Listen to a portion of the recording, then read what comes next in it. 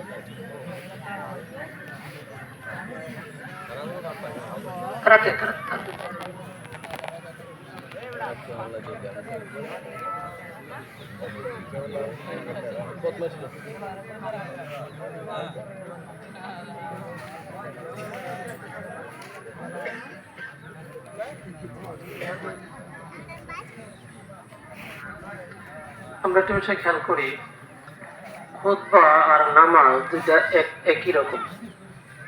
নামাজের সময় এদিক সেদিক তাকানো, কথা বলা, অমনোযোগী থাকা ইত্যাদি যেরকম একটাও জায়েজ নেই, তদ্রুপ খুতবার মুহূর্তে এগুলা ঠিক না। একেবারে এমনি সব যে কথাগুলা বলতেছে বুঝি বা না বুঝি চাইতাম না, অন্যদিকে খেয়াল করা যেত না। এরকম মনোযোগী হইতে হবে। কথা বলা তো দূরের কথা, বরং অন্য মনস্ক হওয়া ঠিক না। এই জন্য খুতবার মুহূর্তে কেউ কোনো আওয়াজ করবো না, কোনো দিকে না, কাউকে কোনো বলবো না, কাউকে কিছু করবো না, কিচ্ছু করবো না, একেবারে চুপ থাকবো। যেমন আমি নামাজে আছি, জি বন্ধ করে দিয়ে বন্ধ করে দিই। টাকা পয়সা হিসাবে দিয়ে এখন করবেন না, তোলা হেসলে পয়সা থাকবে, খুতবা হেসলে পরে করবেন, খুতবা ব্যাঘাত না ঘটে।